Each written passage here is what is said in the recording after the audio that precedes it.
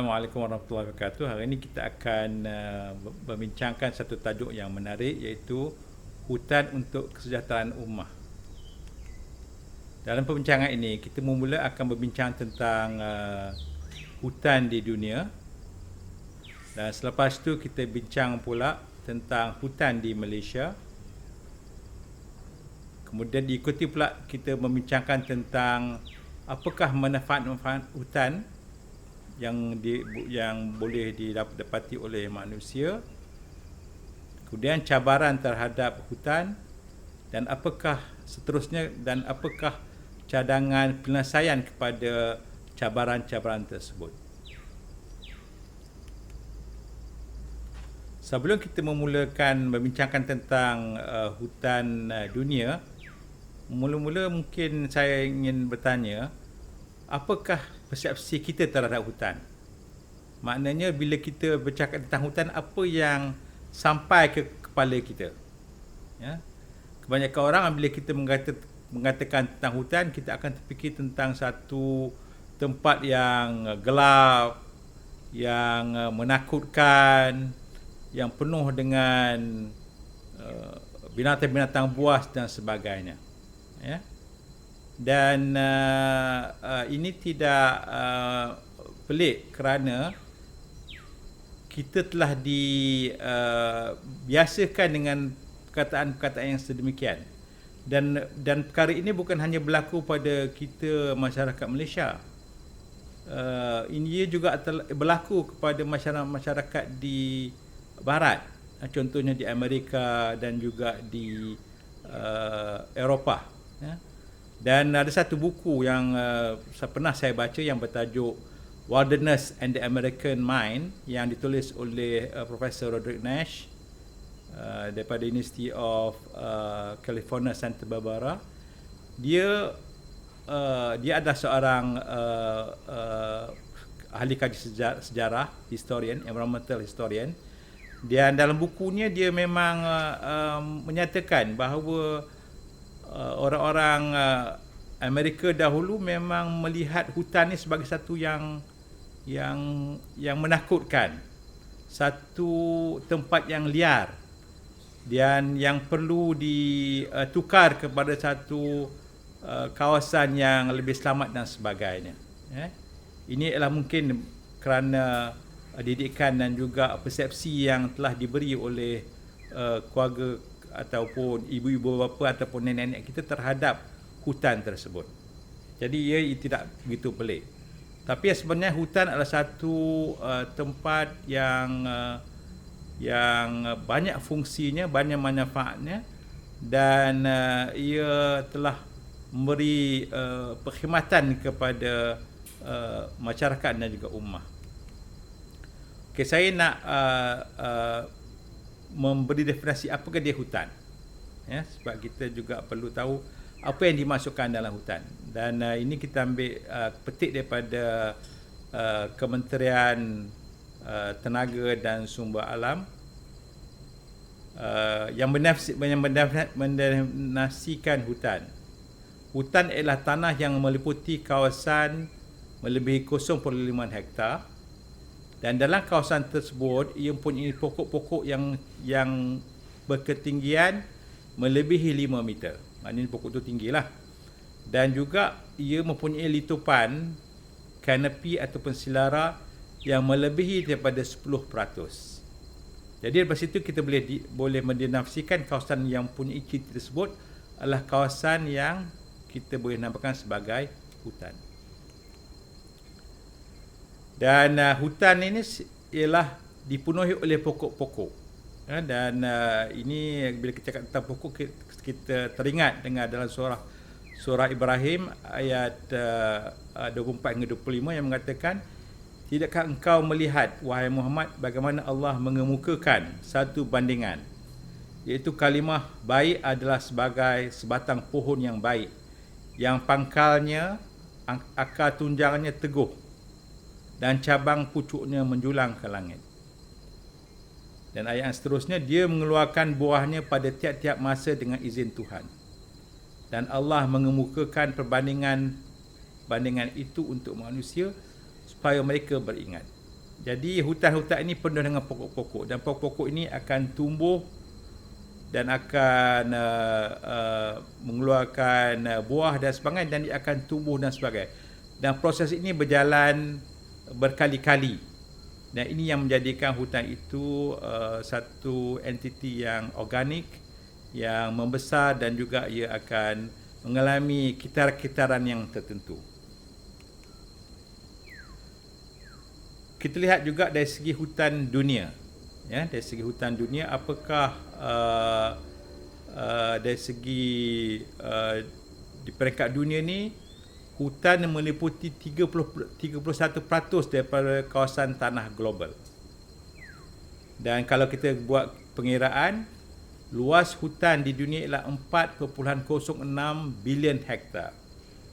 Atau kalau kita bahagikan dengan penduduk dunia ni, maknanya setiap orang mendapat 5,000 meter square ataupun meter persegi hutan. Ya. Dan lebih kurang separuh daripada kawasan hutan ini adalah kawasan dalam keadaan baik. Ya. Dan lebih daripada 1/3 adalah hutan primer, iaitu hutan yang mempunyai spesies yang asli dan tidak ada aktiviti-aktiviti manusia, dan proses ekologi di situ tidak terganggu. Dan kalau kita lihat dari segi negara, separuh daripada hutan dunia ini hanya terdapat pada 5 negara, iaitu Rusia, Brazil, Kanada, Amerika Syarikat dan China. Dan 23% hutan ini terdapat di 10 buah negara.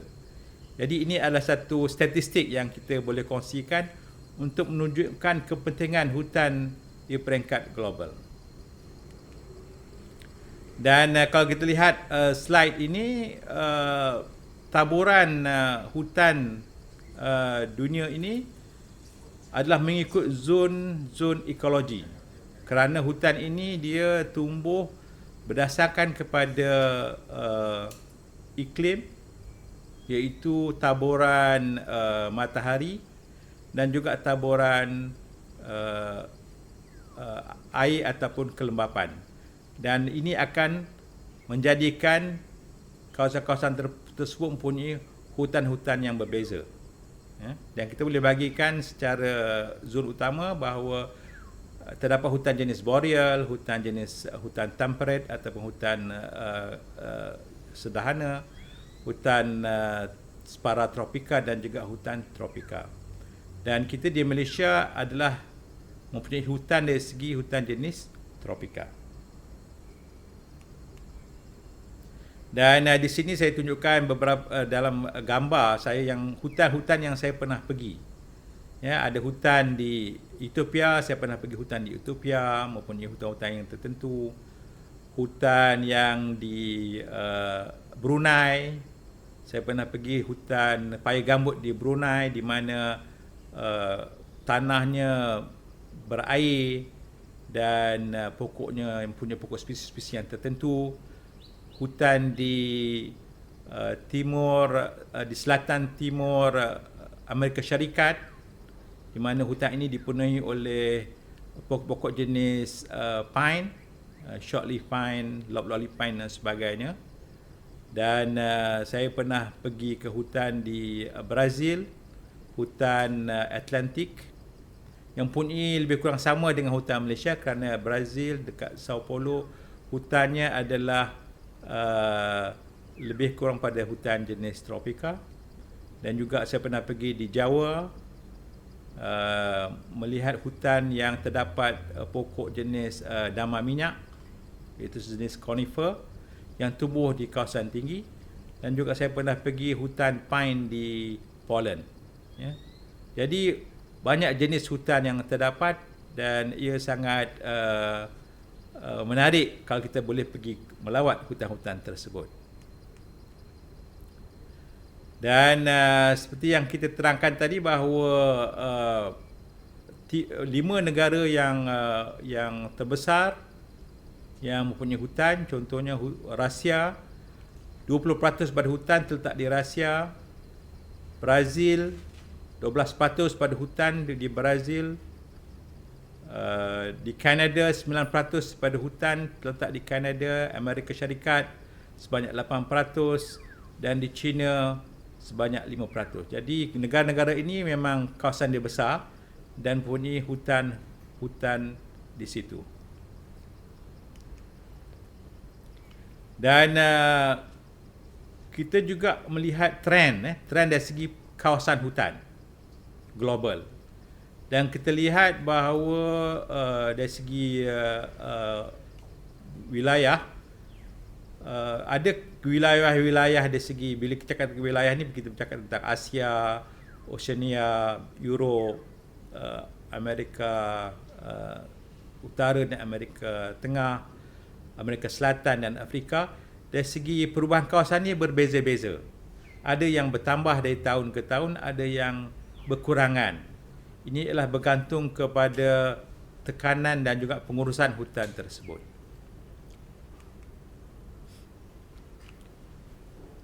Dan kita juga dari segi slide ini kita menunjukkan juga bagaimana hutan itu berkembang.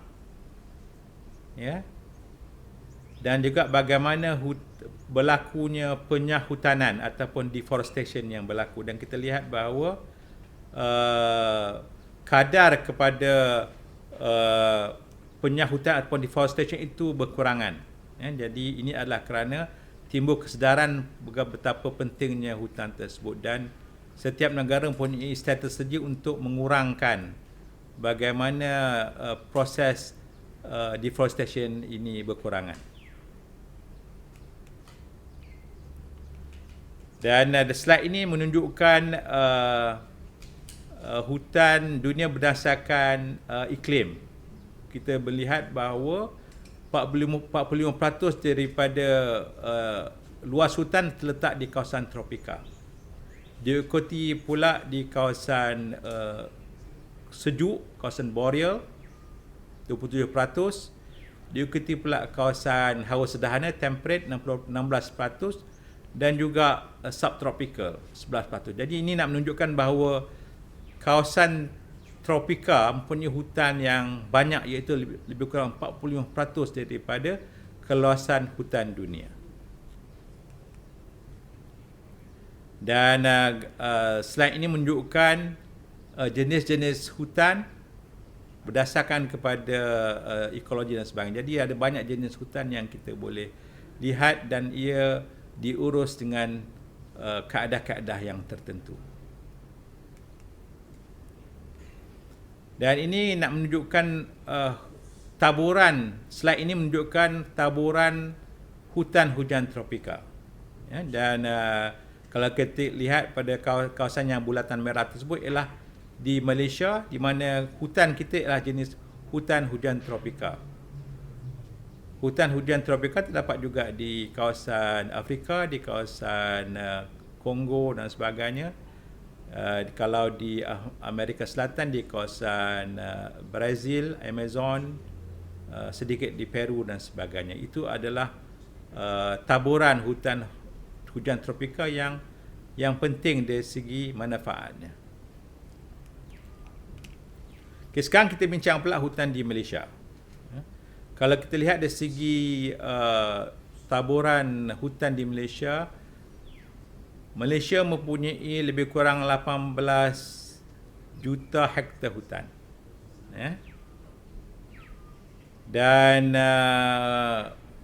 hutan ini dibahagikan kepada hutan dipanggil permanent forest reserve ataupun hutan kekal. Kemudian hutan yang digunakan untuk reserve hidupan liar seperti, dan juga hutan yang terdapat di taman negara. Jadi semua ini berjumlah lebih kurang 18 juta hektar. Kemudian hutan yang kita nak lihat ialah hutan simpan kekal, iaitu hutan ini ialah yang telah digazetkan di bawah Akta Hutan Negara, yang di mana ia perlu dikekalkan. Dan di Malaysia lebih kurang 12 juta hektar hutan yang masuk bawah hutan simpan kekal di Malaysia. Dan daripada sini 90% adalah hutan jenis hutan darat, 2.9% adalah hutan jenis paya gambut, 3.1% adalah hutan paya laut, dan juga 3.37 adalah hutan ladang. Hutan ladang ialah hutan yang ditanam dengan spesies-spesies yang boleh digunakan untuk industri berasaskan kayu. Di slide ini kita menunjukkan profil hutan-hutan yang terdapat di Malaysia, dan jenis hutan ini dipengaruhi oleh ketinggian. So bila kita bila kita lebih tinggi, cuaca ataupun suhu kita akan berbeza, dan ini akan memberi kesan terhadap pertumbuhan besar pokok-pokok tersebut, dan ini membuat mengapa kita mempunyai hutan-hutan yang berbeza. Jadi kita ada hutan paya laut, hutan paya gambut, hutan tanah pamah, dan hutan tanah pamah juga boleh dibagikan pada hutan bukit, dan juga kita ada juga hutan mountain ataupun hutan gunung. Dan slide ini kita menunjukkan bagaimana keadaan hutan yang terdapat di jenis-jenis hutan. Contohnya hutan paya bakau ni terdapat di tepi laut, di tepi sungai, dan ia dipenuhi oleh spesies hutan paya bakau. Mungkin tuan-tuan pernah pergi melihat hutan paya bakau tersebut, ya. Dia selalunya di tepi-tepi sungai dan sebagainya. Kemudian kita ada hutan tanah pamah, yang selalu kita kadang-kadang kita bergerak dari Kuantan ke Terengganu ni, selalunya kita akan menempuh kawasan-kawasan hutan tanah pamah. Dan kita juga, kalau kita pergi ke Cameron Highland, kita dapat melihat hutan jenis hutan gunung, di mana pokoknya ketinggian yang rendah dan mempunyai satu ciri-ciri yang menarik, yang macam terdapat dalam filem-filem yang menarik. Dan juga hutan-hutan ladang adalah ditanam dengan spesies yang cepat membesar supaya boleh diusahahasilkan untuk industri berasaskan kayu. Sekarang kita melihat pula kenapa hutan ini begitu penting. Hutan ini dia penting kerana ia memberi manfaat kepada masyarakat, kepada ummah. Yang pertama sekali ialah hutan ini memberi kita barangan. Kita mendapat kayu daripada hutan, pokok-pokok itu kita boleh usahahasilkan dan boleh dibuat berbagai-bagai produk. Kemudian kita boleh juga mendapat makanan daripada hutan. Buah-buahan yang dulu yang kita sekarang makan, contohnya durian, rambutan, itu semua adalah berasal daripada hutan-hutan kita dahulu. Kemudian hutan juga, manfaat hutan juga ialah ia memberi perkhidmatan ekologi.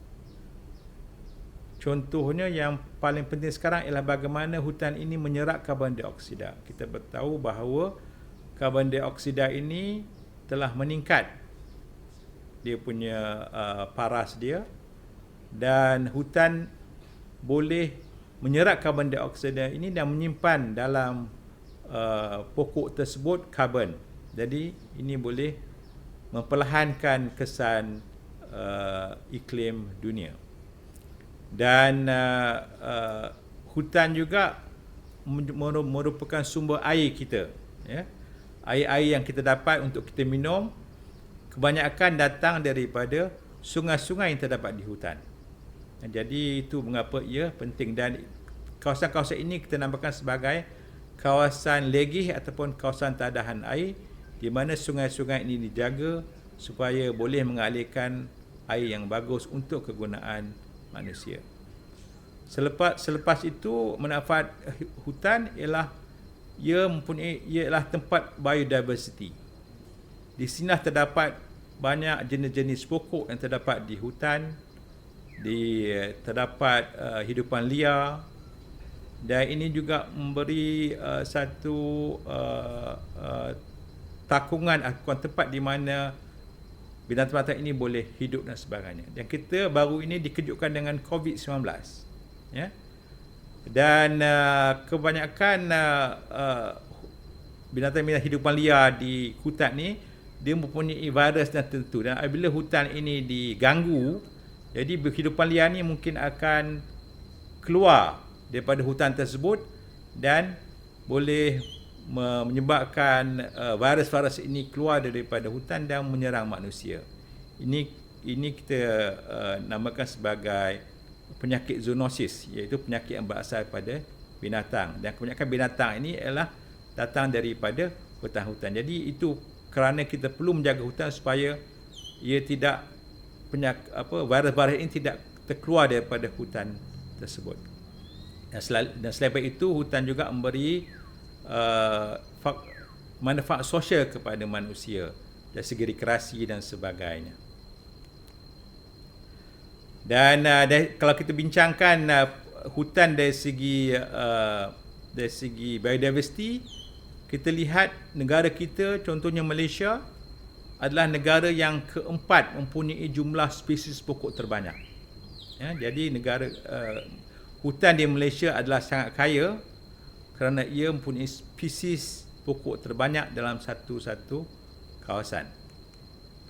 Dan ia juga merupakan negara kelima yang mempunyai spesies pokok endemik terbanyak. Maknanya pokok endemik maksudnya adalah spesies yang hanya terdapat di kawasan itu sahaja. Tak boleh dapat di kawasan-kawasan yang lain. Jadi itu mengapa hutan di Malaysia begitu penting.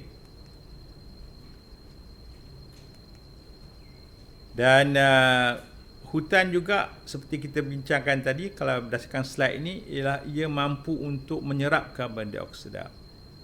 Dan ia merupakan salah satu daripada strategi bagaimana kita nak mengurangkan kesan iklim global dengan kita menanam hutan, menanam pokok-pokok supaya ia boleh menyerap dengan lebih banyak lagi karbon dioksida. Kita lihat juga apakah cabaran terhadap hutan. Ya.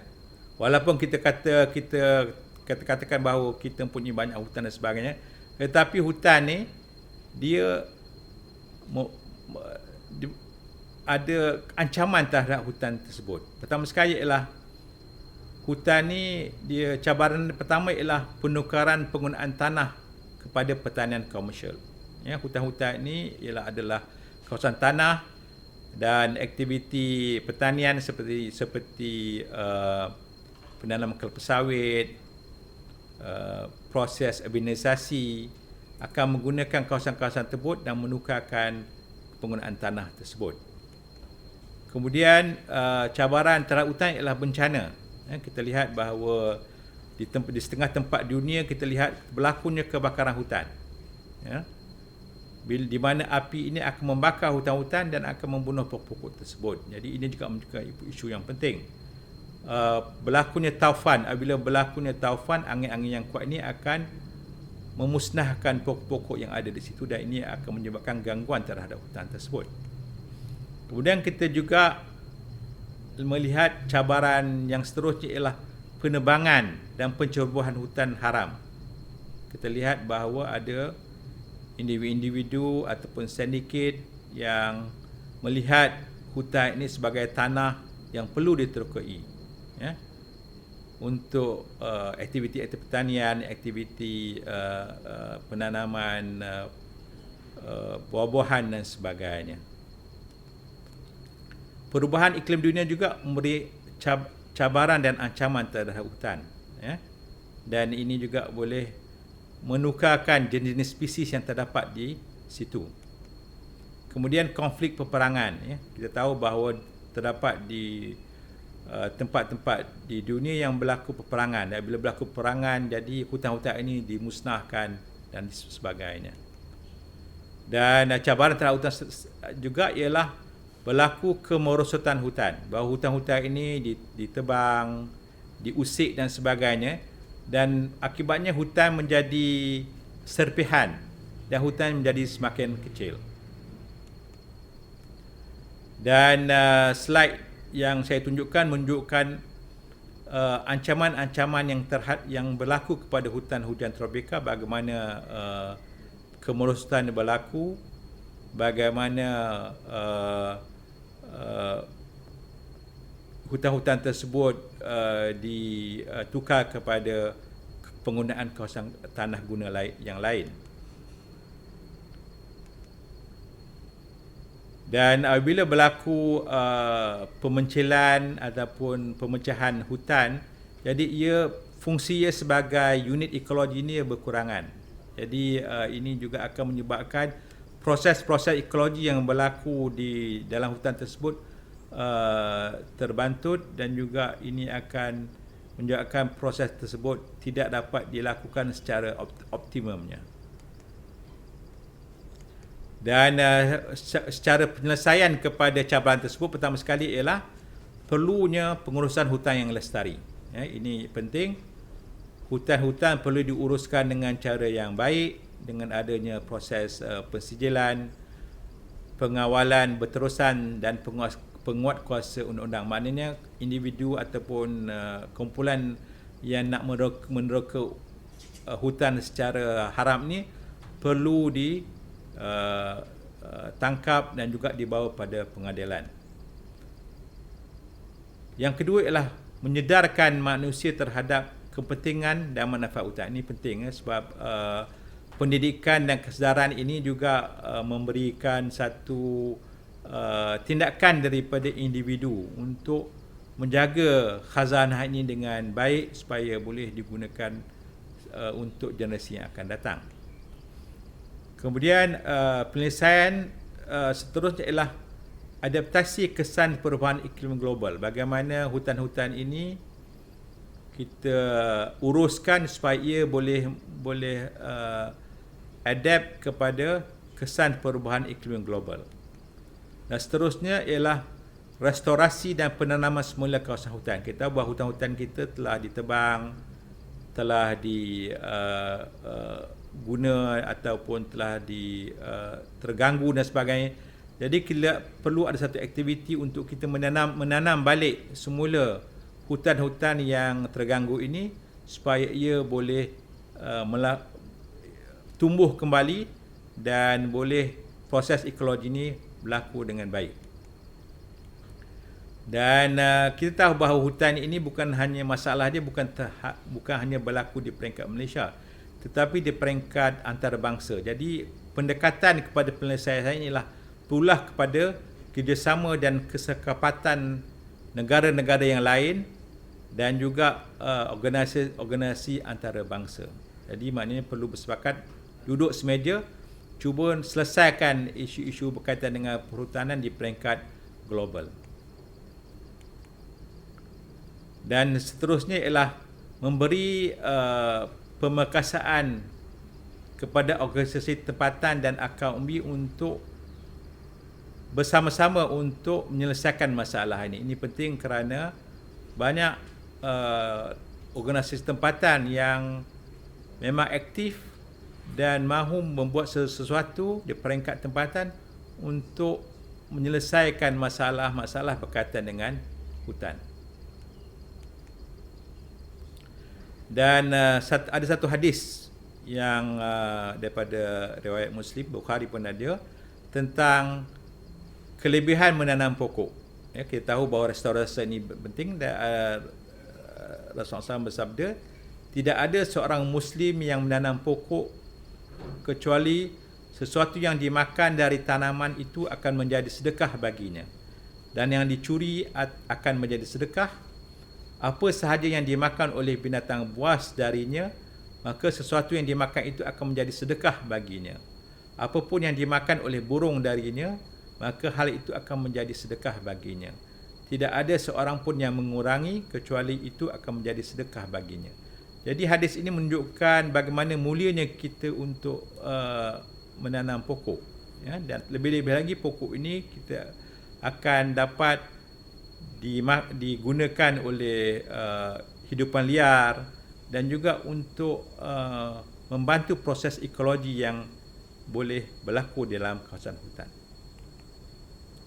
Jadi untuk akhir kata perbincangan pada hari ini berkaitan dengan hutan, sebagai ringkasan, bahawa hutan adalah satu entiti kawasan yang penting yang memberikan kita banyak manfaat. Tadi kita dah bincangkan tentang manfaat hutan, bukan setakat pada individu tapi dari peringkat global. Dan kita mestilah mempunyai satu daya inisiatif untuk kita menjaga hutan ini supaya bukan saja kita yang akan manfaat, tetapi generasi anak-anak kita, cucu-cucu kita yang akan dapat menikmati manfaat yang kita bincangkan tadi untuk digunakan oleh manusia secara amnya. Oleh itu, saya akhiri perbincangan dengan terima kasih dan wassalamualaikum warahmatullahi wabarakatuh.